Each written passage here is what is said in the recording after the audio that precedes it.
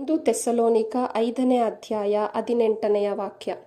ಎಲ್ಲ ಸಂದರ್ಭಗಳಲ್ಲೂ ಉಪಕಾರ ಸ್ಮರಣೆ ಮಾಡಿರಿ, ಕ್ರಿಸ್ತ ಯೇಸುವಿನಲ್ಲಿ ದೇವರು ನಿಮ್ಮಿಂದ ಇಚ್ಛಿಸುವುದು ಇದನ್ನೇ.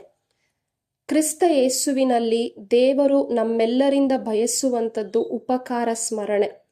ಪ್ರಿಯರೇ, ಈ ಉಪಕಾರ ಸ್ಮರಣೆ ನಮ್ಮಲ್ಲಿ ಸ್ವಾಭಾವಿಕವಾಗಿ ಇಲ್ಲ. ಯಾಕೆಂದರೆ ಯಾವುದಾದ್ರೂ ಒಂದು ಕೊರತೆ ಉಂಟಾದಾಗ, ಕಷ್ಟ ಬಂದಾಗ ನಮಗೆ ಕೃತಜ್ಞತೆ ಸಲ್ಲಿಸೋದಕ್ಕೆ ಸಾಧ್ಯ ಆಗೋದಿಲ್ಲ.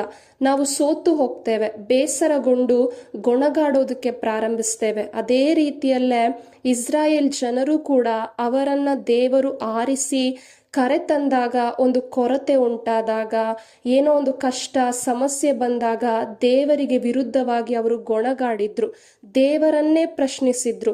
ಇದೇ ರೀತಿಯಲ್ಲೇ ನಾವು ಕೂಡ ನಮ್ಮ ಈ ವಿಶ್ವಾಸದ ಜೀವಿತದಲ್ಲಿ, ಈ ಒಂದು ಆಧ್ಯಾತ್ಮಿಕ ಜೀವಿತದಲ್ಲಿ ಕೊರತೆಗಳುಂಟಾದಾಗ, ಏನೇ ಕಷ್ಟ ಬಂದರೂ ಗೊಣಗಾಡದೆ, ಯಾವ ಒಂದು ಪ್ರಶ್ನೆಯನ್ನು ಕೂಡ ಕೇಳದೆ, ಸಂತೋಷ ಭರಿತರಾಗಿ, ಒಂದು ತೃಪ್ತಿಕರವಾಗಿ ಎಲ್ಲ ಸಂದರ್ಭಗಳಲ್ಲೂ ಉಪಕಾರ ಸ್ಮರಣೆ ಮಾಡುತ್ತಾ ಜೀವಿಸಬೇಕಾದ್ರೆ, ಸಂತ ಪೌಲರು ಹೇಳುವಂತೆ, ಅವರಲ್ಲಿ ನಾನು ತೃಪ್ತಿಗೊಂಡಿದ್ದೇನೆ ಎಂಬಂತೆ ದೇವರ ಪ್ರೀತಿ ಮಾತ್ರವೇ ನಮ್ಮನ್ನು ತೃಪ್ತಿಪಡಿಸೋದಕ್ಕೆ ಸಾಧ್ಯವಾಗ್ತದೆ.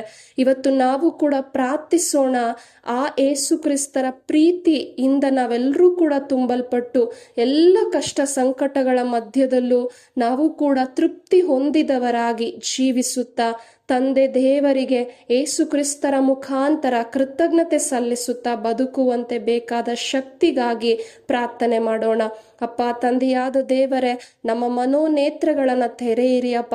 ಯೇಸು ಕ್ರಿಸ್ತರ ಮುಖಾಂತರ ನೀವು ತೋರಿರುವಂತಹ ಆ ದೈವ ಪ್ರೀತಿಯನ್ನ ನಾವೊಬ್ಬೊಬ್ಬರೂ ಕೂಡ ನೋಡುತ್ತಾ, ಅನುಭವಿಸುತ್ತಾ, ಎಲ್ಲ ಕಷ್ಟ ಸಂಕಟಗಳ ಮಧ್ಯದಲ್ಲೂ ಕೂಡ ತೃಪ್ತಿ ಹೊಂದಿದವರಾಗಿ ದೇವ ನಿಮ್ಮ ರಾಜ್ಯಕ್ಕಾಗಿ ದುಡಿಯುವಂತೆ, ಉಪಕಾರ ಸ್ಮರಣೆಯೊಂದಿಗೆ ಜೀವಿಸುವಂತೆ ಬೇಕಾದ ಶಕ್ತಿ ನಮ್ಮೆಲ್ಲರಲ್ಲೂ ತುಂಬಲ್ಪಡಲಿ ಎಂದು ಯೇಸು ನಾಮದಲ್ಲಿ ಪ್ರಾರ್ಥಿಸುತ್ತಿದ್ದೇವೆ, ನಮ್ಮ ಒಳ್ಳೆಯ ತಂದೆಯೇ. ಆಮೇನ್.